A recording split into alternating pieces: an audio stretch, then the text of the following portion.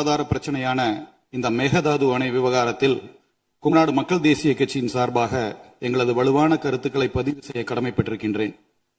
தமிழக ஆளுநர் உரையில் காவிரி டெல்டா பகுதி விவசாயிகளின் வாழ்வாதாரத்தை பாதிக்கும் இந்த திட்டத்தை தடுத்து நிறுத்த தமிழக அரசு அனைத்து சட்டப்பூர்வ நடவடிக்கைகளை எடுக்கும் என்று திட்டவட்டமாக தெரிவிப்பதை நாங்கள் வரவேற்கின்றோம்.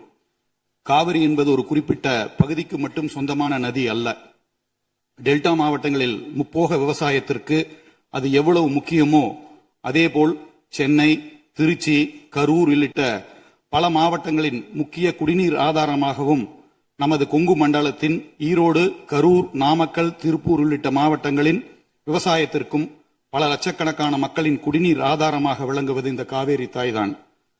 2018 உச்சநீதிமன்ற இறுதி தீர்ப்பின்படி கீழ்மடை மாநிலமான தமிழகத்தின் எழுத்துப்பூர்வ ஒப்புதல் இல்லாமல் கர்நாடகா ஒரு சிறு செங்கலை கூட காவிரியின் குறுக்கே வைக்க முடியாது, வைக்கவும் கூடாது என்பதை இந்த மாமன்றம் வாயிலாக அழுத்தமாக தெரிவித்துக் கொள்கின்றேன்.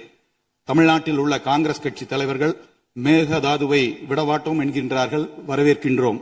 ஆனால் பக்கத்து மாநிலமான கர்நாடகாவில் உள்ள அதே காங்கிரஸ் கட்சி தலைவர்கள் மேகதாது அணை எங்கள் உரிமை, அதை கட்டியே தீர்வோம் என்கின்றார்கள். பேச்சுவார்த்தை நடத்தலாம் என்று கூறுகின்றார்கள். அந்த மாநிலத்தின் காங்கிரஸ் தலைமை மீது அவ்வளவாக, ஏன்னா பேச்சுவார்த்தை பலமுறை நடந்திருக்கின்றது, அந்த நம்பிக்கை இல்லை. சட்ட ரீதியான போராட்டங்கள் மட்டுமே இதற்கு கை கொடுக்கும். அண்டை மாநில அரசுடன் அரசியல் நட்பு காரணமாக மேகதாது விவகாரத்தில் உச்சநீதிமன்றத்தில் இடைக்கால தடை வாங்குவதிலும் மத்திய அரசுக்கு அழுத்தம் கொடுப்பதிலும் தமிழக அரசு மெத்தன போக்குடன் செயல்படக்கூடாது என்பதை வலியுறுத்துகின்றோம்.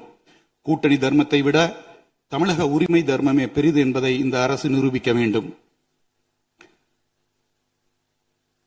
தமிழகத்தின் காவிரி உரிமை சும்மா கிடைத்து விடவில்லை.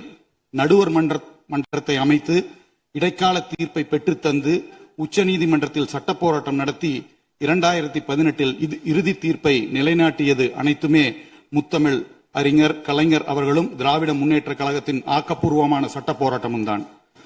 அதேபோல் இந்த உரிமைக்காக உறுதியோடு குரல் கொடுத்த முன்னாள் முதல்வரும் அனைத்து இந்திய அண்ணா திராவிட முன்னேற்ற கழகத்தின் முன்னாள் பொதுச் செயலாளருமான அம்மையார் அவர்களின் பங்களிப்பையும் நாம் மறந்துவிடக்கூடாது. தலைவர் அவர்களே, கர்நாடக மாநிலம் நம் உரிமையை பறிக்கின்றது என்று பேசும் இதே வேளையில் நமது மாநில எல்லைக்குள் நமது கொங்கு மண்டல விவசாயிகளின் 60 ஆண்டு கால போராட்ட கனவும் வாழ்வாதார உரிமையுமான ஆனமலையார் நல்லாறு திட்டத்தை நிறைவேற்ற ஆளும் அரசு கேரள மாநில அரசோடு போர்க்கால அடிப்படையில் பேச்சுவார்த்தை நடத்த வேண்டும் என்பதையும் வலியுறுத்துகின்றேன். காவிரி என்பதின் தமிழகத்தின் சொத்து அல்ல, அது நமது உயிர். எதிர்க்கட்சியாகிய நாங்கள் இந்த விவகாரத்தில் அரசு எடுக்கும் அனைத்து சட்டப்படியான மற்றும் நியாயமான நடவடிக்கைகளுக்கு தோள் கொடுப்போம், ஆதரிப்போம்.